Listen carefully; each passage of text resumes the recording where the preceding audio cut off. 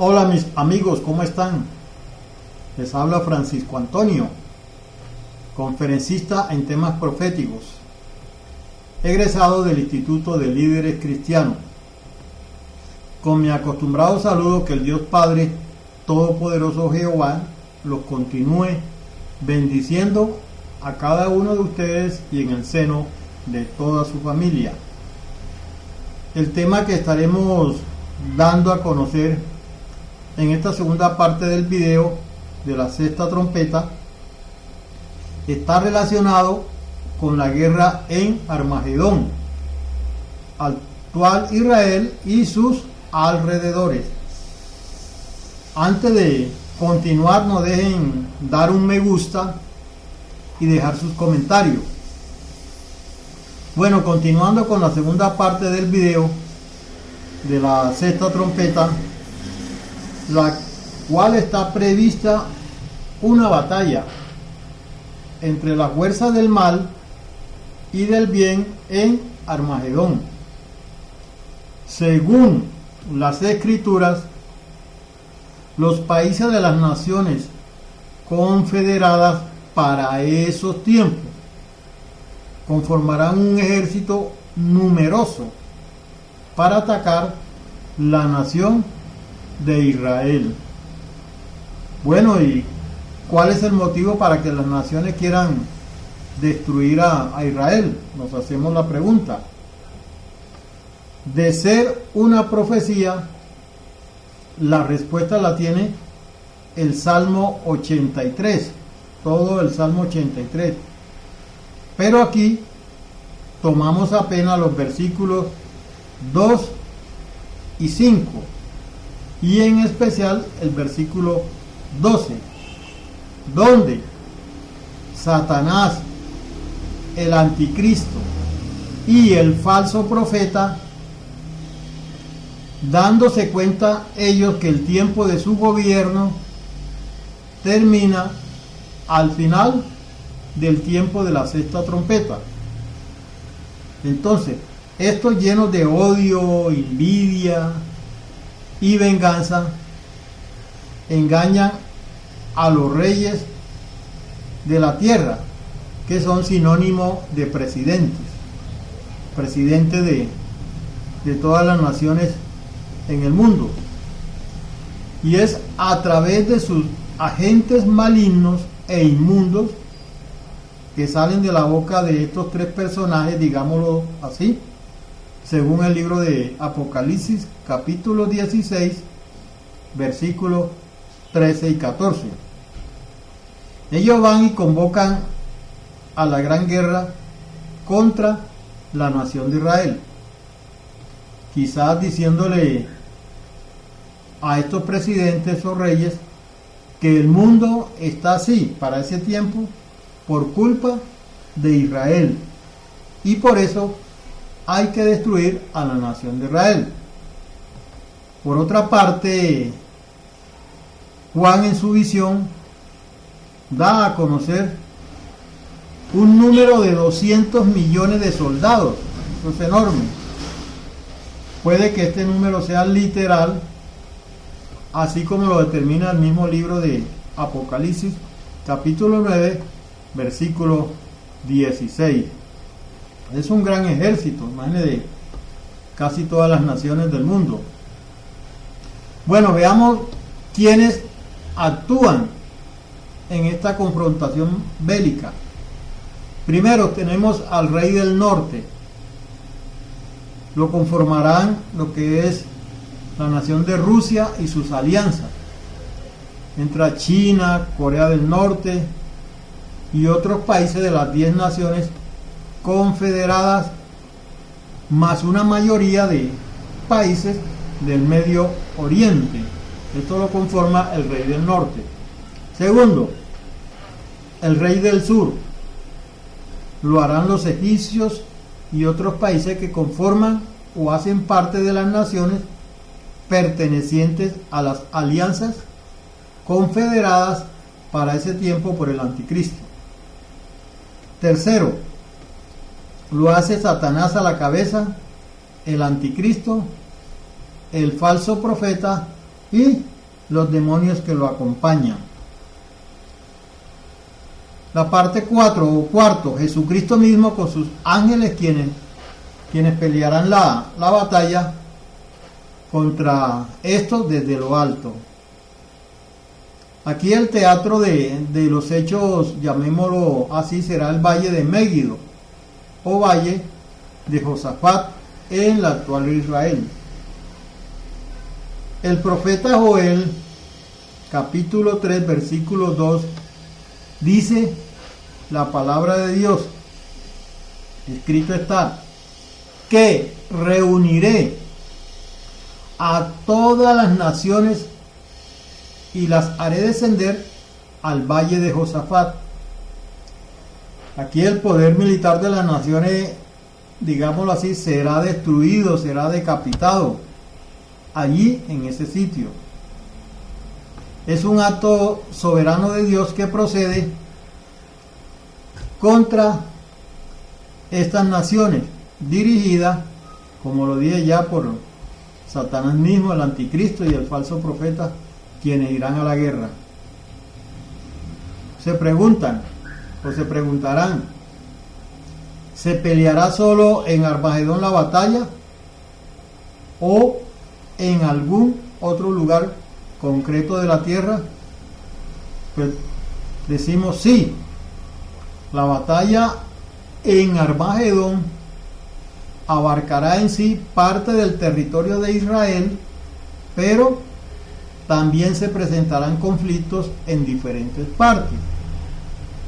El libro de Jeremías, capítulo 25, versículos 29, 32 y 33 nos referencia el tema. Porque escrito está, dice la palabra, porque he aquí que yo comienzo a hacer mal a la ciudad sobre la cual es invocado mi nombre. O sea, comienza por casa. Dice, porque espada traigo sobre todos los moradores de la tierra, dice Jehová de los ejércitos. En el versículo 32, así ha dicho Jehová de los ejércitos, he aquí que el mal irá de nación en nación. Entonces aquí tenemos la respuesta, que habrán otros conflictos, obviamente puede ser antes de la fecha de esta guerra en Armagedón, sobre en el mundo las naciones, como lo dice Mateo 24, entrarán en guerra las unas con las otras, así como reino contra reino, como lo habíamos pronunciado anteriormente. Y dice, y una gran tempestad se levantará desde los confines de la tierra. El versículo 33 dice, y yacerán los muertos de Jehová en aquel día desde un extremo de la tierra hasta el otro. Dice que nadie los llorará, ni los recogerán, ni los enterrarán. Dice la misma palabra que como estiércol quedarán sobre la faz de la tierra.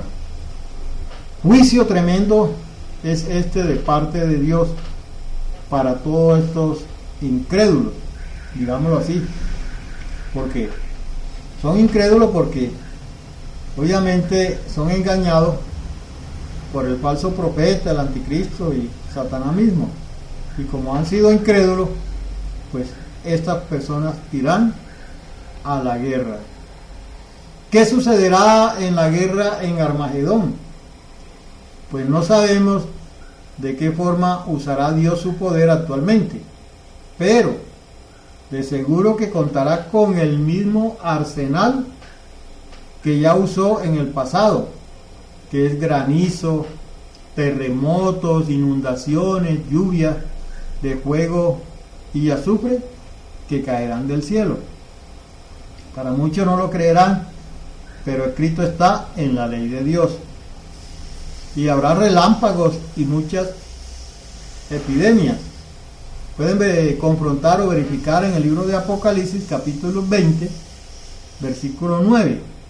Allí nos dice el pasaje bíblico que y subieron sobre la anchura de la tierra y rodearon el campamento de los santos y la ciudad amada, que es Israel. Dice, y de Dios descendió fuego del cielo y los consumió, los terminó, los acabó o los acabará para ese tiempo. Debido a tanta confusión que reinará en esos momentos, por lo menos en una gran parte de los enemigos de Dios, del cual también ellos mismos se matarán entre sí, aunque al final se dará cuenta de que él mismo es quien lucha contra ellos, el anticristo y falso profeta y Satanás. Lucharán entre ellos mismos. Pueden verificar el libro de Ezequiel capítulo 38, versículo 21, versículo 23, así como el libro de Zacarías capítulo 14, versículo 13. Allí nos dice las escrituras, nos dice que Dios traba la mano de ellos para que se maten entre sí. Entonces, pues, debemos de creer lo que el Señor tiene escrito en su ley. Dios traba la mano de ellos y ellos mismos se matarán entre sí. Pero se preguntarán muchos, ¿traerá el Armagedón el fin del mundo? Nuestro planeta no será destruido por la batalla en Armagedón. La tierra fue hecha para que la humanidad viva para siempre en ella. Pueden verificar el Salmos 37, versículo 29 y capítulo 96, versículo 10. Entonces, por lo tanto, en Armagedón no puede ser una destrucción total. En realidad, en Armagedón hará posible que sobreviva una gran muchedumbre de siervos leales a Dios y que estos son rescatados posteriormente, según Apocalipsis capítulo 7, versículo 9 y versículo 14. Pueden verificar ahí Apocalipsis capítulo 7, versículo 9, versículo 14 y el libro de los Salmos capítulo 37, versículo 34. Bueno, se preguntarán, pero ¿qué nos enseña la Biblia que el Armagedón traerá el fin del mundo? Es cierto que en algunos versículos se usa la palabra mundo para referirse a nuestro planeta. Sin embargo, la Biblia también usa este término para referirse al conjunto de personas que están en contra de Dios. Pueden verificar el libro de Primera de Juan, capítulo 2, versículos 15 al 17. En este sentido, el Armagedón, que es un sitio, se traerá destrucción al mundo, pero no destrucción total. Pueden verificar el libro de Mateo 24, capítulo 7, que allí nos habla sobre el tema. Aclaración del tema sobre la hora, el día, el mes y el año, para que los 4 ángeles que están al lado del río Éufrates sean desencadenados y vayan a esta guerra. Para evitar la confusión en el lector, sobre el capítulo 9, versículo 15 del libro de Apocalipsis, con relación al libro de Mateo, capítulo 24, versículo 29 al 31, que es sobre la venida del Señor Jesucristo. Hago esta aclaración, que esto son 2 eventos diferentes que se dan en tiempos distintos, al cual lo referenciamos así. Primero, en Apocalipsis capítulo 9, versículo 14 al 15, se refiere a la batalla que pelea el Señor Jesucristo contra la bestia y los ejércitos de muchas naciones que reunirá el anticristo para la guerra. Estos hechos son posteriores a lo que se referencia en el libro de Mateo. Repito, son posteriores a lo que se referencia en Mateo 24, versículos 30 y 31. Para dar una mayor claridad se recomienda leer el capítulo 19, versículos 11 al 21 del libro de Apocalipsis, el cual nos dice claramente sobre este magno evento de la guerra. Aquí lo que estamos referenciando son estos dos temas. ¿Para qué? Para que no vaya a haber confusión, y por eso citamos Apocalipsis 19, versículo 11 al 21. En Mateo 24 ya, Mateo capítulo 24, versículo 30 y 31, allí se nos dice en la palabra de Dios que el Señor Jesucristo aparece en las nubes a llevar a su iglesia, o sea, a los escogidos que creyeron en Él y caminaron en la ley de Dios. A este evento se le llama o se le ha denominado el rapto, y es durante el tiempo final del toque de la cuarta trompeta, muy diferente al de la sexta trompeta. Entonces aquí en la cuarta trompeta es que viene el Señor hasta las nubes, pero para llevar a su iglesia. Y esto es para el final ya de la tribulación. Esto es con un tiempo de antelación de un año aproximado al evento de la batalla en Armagedón de la sexta trompeta. Por eso vuelvo y le reitero, el rapto es mucho antes de esta batalla en Armagedón, y que estos son dos eventos distintos en cuanto al lugar, tiempo y modo, para que no vaya a haber esa confusión. Sí, es que mi Señor Jesucristo llega en las nubes y van a confundir con la batalla en Armagedón, la venida de mi Señor Jesucristo también en las nubes, pero aquí es en la cuarta trompeta, para lo que es el rapto. Espero que haya quedado bien claro esta partecita del tema. Bueno, continuando con el tema de la batalla en Armagedón, la Biblia sí revela que el Armagedón tendrá lugar durante un periodo en que se conoce como la presencia de Jesús, según lo escrito en el libro de Apocalipsis capítulo 19, versículo 11 al 16. Pero aquí Jesús aún no pone los pies en la tierra para esta batalla. Él lo hace desde el cielo, desde lo alto, ejerciendo su poder. Pero los santos ángeles sí entran en batalla. Recuerda que hay unos ángeles que se levantan, obviamente, para esta batalla, y están los santos ángeles que cuidan a Israel en el mundo invisible. No lo podemos ver, pero ellos están allí, también entran en batalla. Así como el ángel de Jehová cuando destruyó a 185,000 soldados asirios en una noche. Pueden verificar este pasaje en el libro Segunda de Reyes, capítulo 19, versículo 35.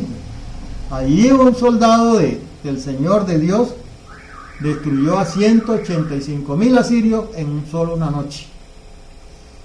Bueno, según lo que se ha investigado en este pasaje de la profecía concerniente a esta sangrienta batalla, llamémoslo así, cual nunca ha habido una o hubo otra, cuya carnicería humana tampoco tuvo par.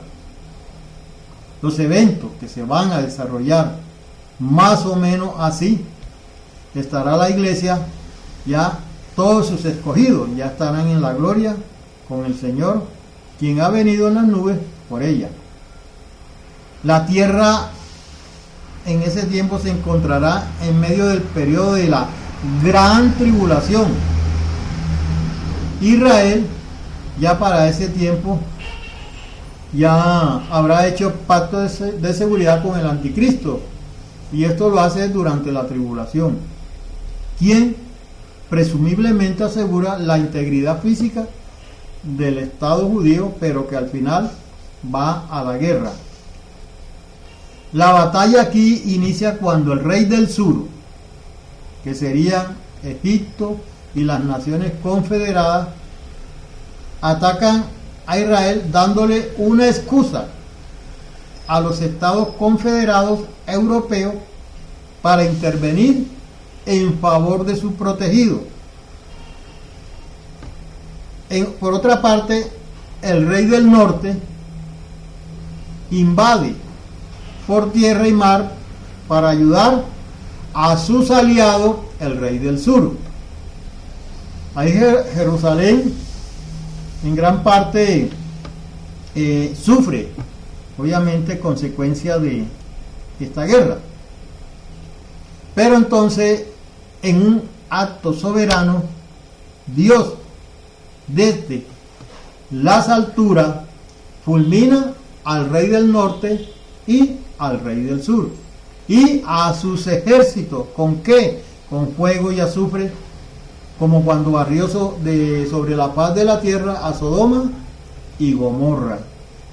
Hay que creer en la ley de Dios y hay que creer en su palabra, y lo que está escrito, escrito está y se cumplirá. Entonces, ya con sus enemigos liquidados, el anticristo viene y consolida su poder como dictador mundial y pone sus cuarteles generales en Palestina, retando su autoridad de líder del universo, que en la tierra le sale al encuentro a los reyes del oriente. Aquí ya el anticristo pelea en una posición de desventaja en los montes de Judea, y es allí cuando se abren los cielos, dando presencia a un caballo blanco, sobre el que lo monta se llama fiel y verdadero, y con justicia juzga y pelea, y viene seguido con su ejército de ángeles. Se dice en la palabra que de su boca sale una espada para herir con ella a las naciones. Es un decir, no es que a mi Señor Jesucristo le va a salir una espada de la boca, no. Es un decir de dar su orden, su palabra de poder, que sale de su boca como una espada. Y cuando sale es cuando es hablada, y cuando es hablada hace aquello para lo cual es hablada, y es la palabra creadora de Dios, que juzga y pelea con justicia. Podemos apreciar los pasajes de Apocalipsis capítulo 19 versículos 11 y 15. Allí también se nos dice que su vestidura se dice que está teñida de sangre. La metáfora nos dice que es vestido rojo, no que venga destilando sangre del vestido, no, es una metáfora, ¿sí?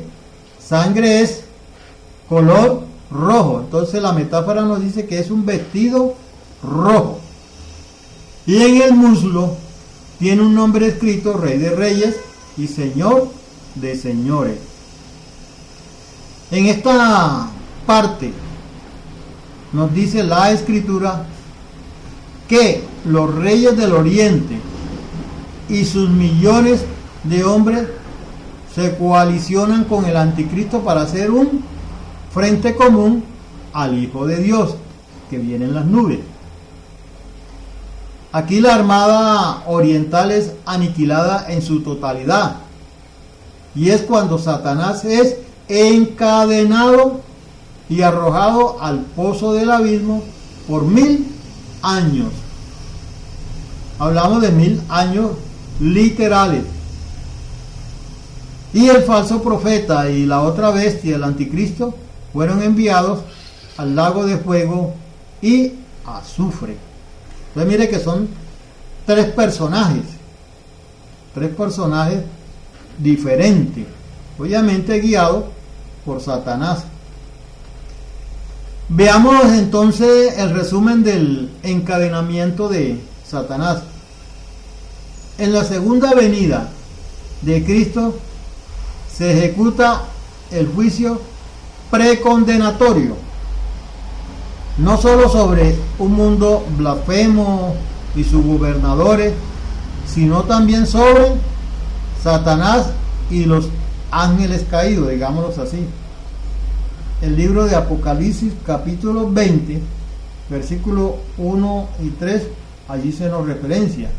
Juan escribe y dice: vi a un ángel que descendía del cielo con la llave del abismo y una gran cadena en la mano, y prendió al dragón, la serpiente antigua, que es el diablo y Satanás, y lo ató por 1000 años, y lo arrojó al abismo y lo encerró, y puso su sello sobre él, para que no engañase más a las naciones hasta que fuesen cumplidos los 1000 años.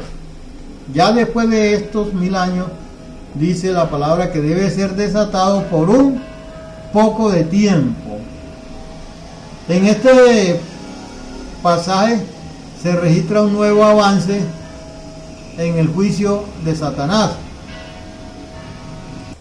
En la visión, Juan no solamente ve a Satanás atado y arrojado en el abismo, sino confinado allí con cadenas de poderes que no se puede desatar.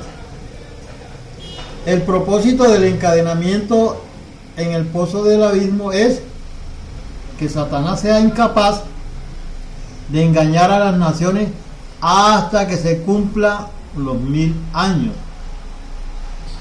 y haya llegado a su término el reino milenial. Aunque esta verdad se le da a Juan en la visión, aquí la interpretación es muy clara. Satanás es inmovilizado para que no engañe más al mundo, como lo hizo desde que Adán y Eva fueron creados. Y en esta batalla, no última, sino en esta batalla del bien y del mal en Armagedón, al cual con antelación engaña nuevamente a los reyes de la tierra, a los presidentes y a los reyes. Entonces, en esta presentación vivida de Satanás, digámoslo así, atado ya durante 1000 años, es que conlleva el reinado de Cristo durante el proceso de restauración de la tierra, o acá en la tierra.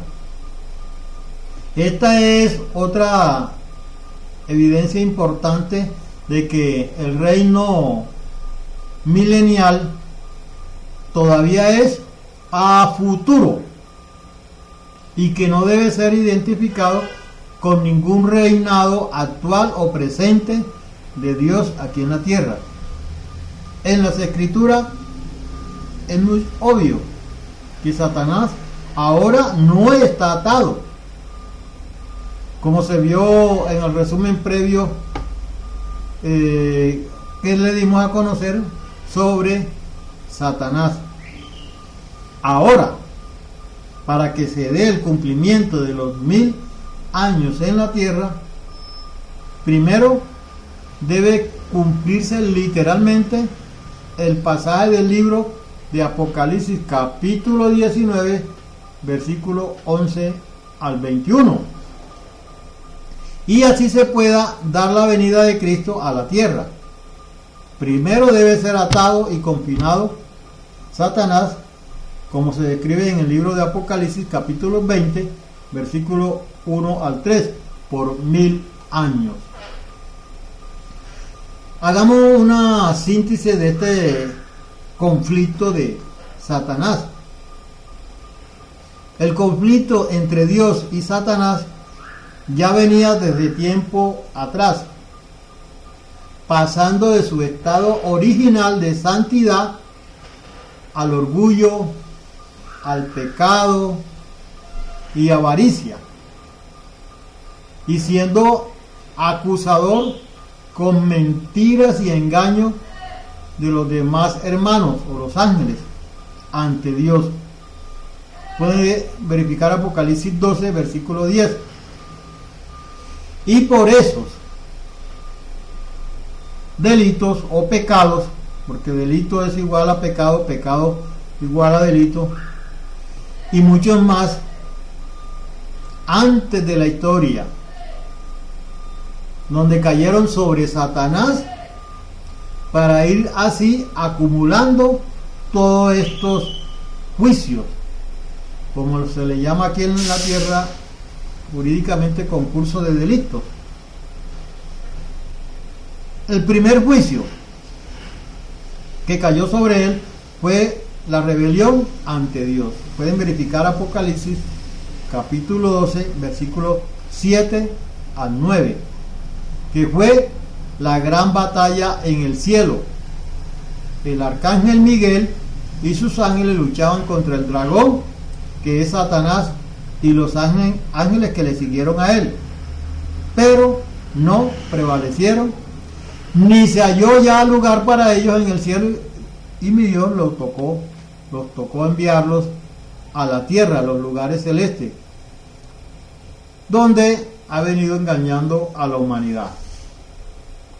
El segundo juicio fue en el huerto del Edén. Pueden verificar en el libro de Génesis capítulo 3, versículos 14 y 15, que les fue infligido fue a la serpiente en el huerto del Edén, y se da a conocer de manera definitiva de que la simiente de la mujer le heriría en la cabeza y él le heriría en el calcañar. Esto se refería al conflicto que iba a haber entre Satanás y el hombre y Jesucristo a futuro, que trajo como resultado la crucificación de nuestro Señor Jesucristo. La herida en el calcañar del Mesías representa la herida y muerte de Jesús en la cruz. Por su parte, el hecho de herir la cabeza de la serpiente simboliza el triunfo de Jesús sobre Satanás. En este episodio es a la serpiente a la que se le dirige directamente la maldición, que fue el animal utilizado para engañar a la mujer por Satanás. Pero en sí la maldición de Dios también recayó fue directamente sobre Satanás, que había tomado la forma o cuerpo del animal que le fue dada a la serpiente en el Edén. Pueden verificar en el libro de Apocalipsis capítulo 12 versículo 9. Adán y Eva ya habían sido tentados y pecados antes de que comenzara la rebelión en el cielo. Según la ley, la palabra de Dios, la caída de Satanás probablemente ocurrió un poco después del día séptimo de la creación. Pueden verificar en Génesis capítulo 3 versículos 21 y 24. Ya ahí se habla de la expulsión del Edén de Adán y Eva, y fue cuando Dios ordenó que se multiplicaran. Génesis capítulo 1 versículo 28, y allí los bendijo y les dijo: fructificad y multiplicaos. Las escrituras registran las historias de dos animales que han hablado. Conllevamos este pasaje con relación a la serpiente. Entonces, el primero de la serpiente que habló a Eva, inducida por Satanás, y la sedujo con sus mentiras y falsas promesas para que desobedeciera el mandato de Dios y pecara o cayera en el pecado. El otro pasaje representa es el caso de la burra de Balaam. Balaam golpeaba a su burra y quien comenzó a hablarle en su idioma, la burra comenzó a hablarle en su idioma, preguntándole sobre la razón de los golpes. Balaam no se dio cuenta de que su asna hablaba, hasta que finalmente se hizo visible un ángel de Dios que fue el que intervino para que el animal hablara. El relato se encuentra en el libro de Números, capítulo 22, versículo 21 al 35. Ahí pueden verificar, libro de Números, capítulo 22, versículo 21 al 35.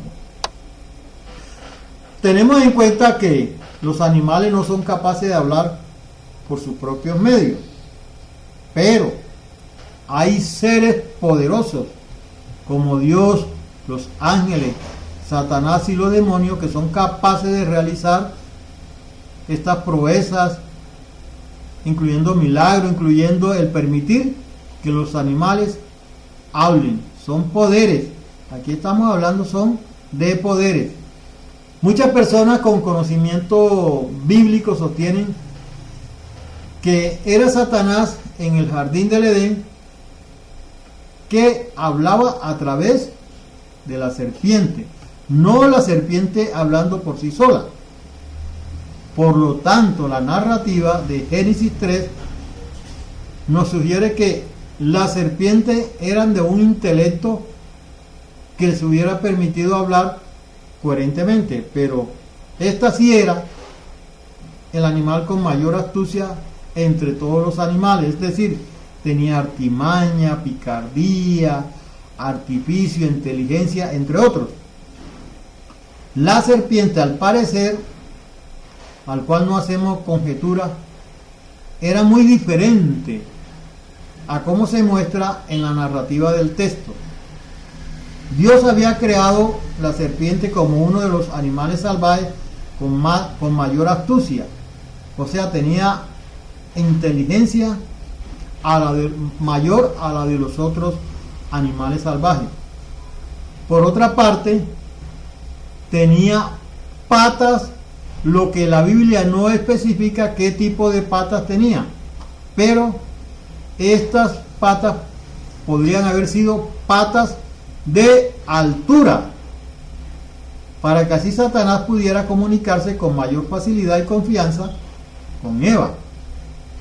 Posiblemente el animal no era una serpiente de arrastre, como lo que hoy en día conocemos, porque Dios después la transforma en un animal de arrastre, como podemos ver en el libro de Génesis, capítulo 3, versículo 14.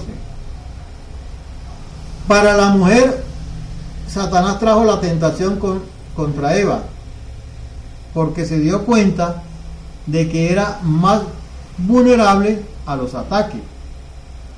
Esto se debe a que tal vez Eva no pensó las consecuencias que traería la orden de no comer del árbol del conocimiento del bien y del mal, dada directamente por Dios. Pueden verificar en Génesis capítulo 2 versículos 15 al 17. Analizando la tentación, vemos que Satanás a menudo ataca al eslabón más débil de una cadena.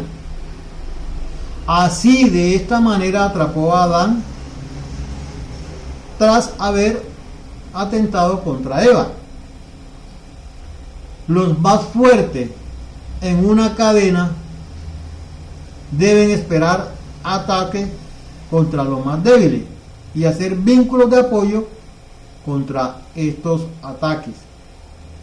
Bueno, veamos ahora el aspecto de Satanás antes y después de la rebelión contra Dios. Primero, antes. En el libro de Ezequiel, capítulo 28, versículo 12 al 15 en adelante, se refiere a la belleza que tenía Satanás antes de rebelarse contra Dios. Allí pueden verificar este pasaje en el libro de Ezequiel, capítulo 28, versículo 12 al 15 en adelante.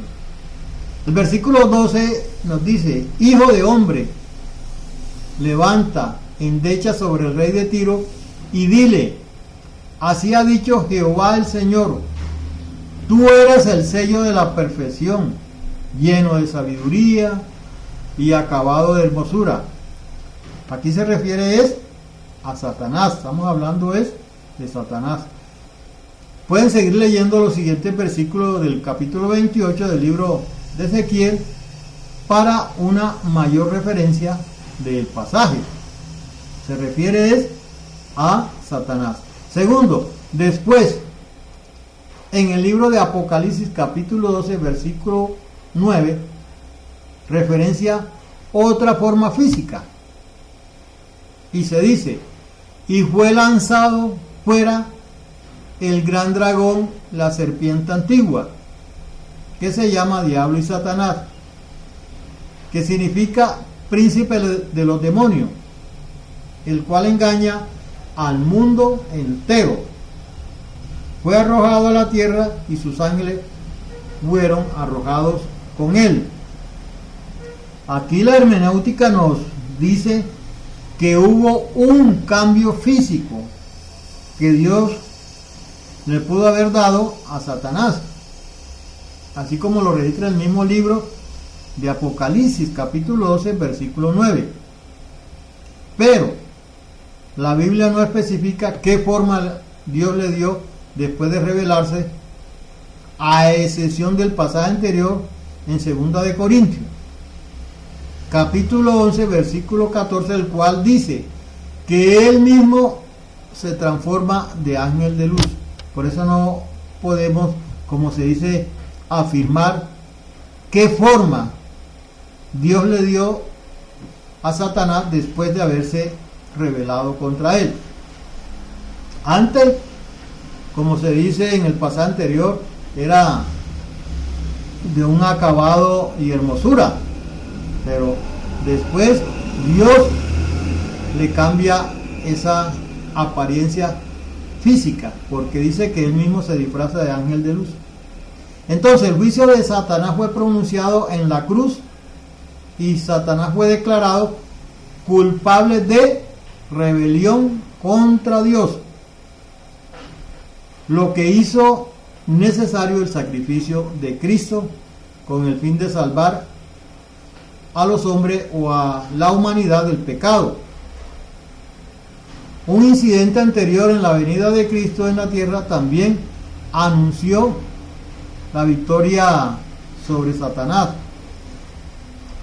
Satanás es expulsado del cielo, y esto fue el comienzo antes de la primera venida de Cristo a la tierra, según el libro de Apocalipsis capítulo 12 versículos 7 al 9, cuando ocurre una gran guerra en el cielo entre Miguel, el jefe de los santos ángeles, y Satanás, descrito como el dragón, y sus ángeles llamados ángeles caídos, quienes fueron derrotados. Bueno, analicemos, para cerrar este pasaje del segundo video de la sexta trompeta, analicemos la caída de este ser.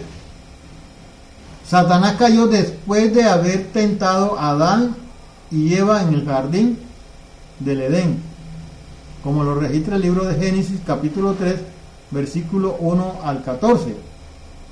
Por lo tanto, la caída debió haber ocurrido un poco tiempo después de la derrota en el cielo, ya que la escritura no lo dice específicamente. En el libro de Job sí nos dice que, al menos por un tiempo, Satanás aún tenía acceso al cielo y ante Dios. Dice el texto bíblico que un día vinieron a presentarse delante de Jehová los hijos de Dios, entre los cuales vino también Satanás. Y dijo Jehová a Satanás: ¿de dónde vienes? Respondiendo Satanás a Jehová dijo: de rodear la tierra y de andar por ella. Libro de Job, capítulo 1, versículo 6 al 7. Aparentemente en ese tiempo Satanás aún tenía que responder, digamos así, por sus actividades, pero posteriormente Dios le quitó el privilegio del acceso al cielo, ya enviándolo totalmente a la tierra. Esta obra acusadora de Satanás se presenta por primera vez en las Escrituras en el libro de Job y llega a su fin con el anuncio del juicio definitivo que habrá en su contra. Hubo un tiempo antes de la primera venida de Cristo que Satanás y sus ángeles impíos quedaron ya por fin excluidos del cielo y de la presencia total de Dios, como podemos verificar Apocalipsis 12, versículos 9 y 10. Entonces, la derrota de Satanás comenzó cuando trató de atentar sin éxitos a Cristo en el desierto. También es hecha evidentemente la victoria por la expulsión de los demonios realizada por Cristo a ciertas personas. Ahora se acerca rápidamente a su clímax.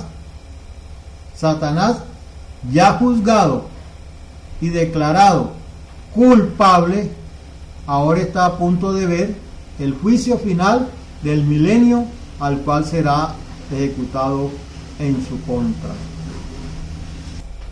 Bueno, mis queridos amigos y hermanos de la fe en Cristo, agradecemos su atención en esta segunda parte del video de la sexta trompeta. Esperamos que haya sido de ayuda para su intelecto y pidámosle a Dios su protección y salvación con su poder y sus santos ángeles, que purifique nuestras mentes, nuestros corazones, nuestro cuerpo, alma y espíritu, y que nos permita y que no permita que nada perjudicial nos dañe, y que el Señor nos proteja de todo mal y siempre guarde nuestras salidas y entradas que tengamos que hacer desde ahora y para siempre. En el próximo video estaremos compartiendo cómo será la rebelión de Satanás cuando se le cumplan los 1000 años de prisión. Saludos y bendiciones. Hasta la próxima. No olviden de dar un me gusta y dejar sus comentarios. Que Dios los bendiga a cada uno de ustedes.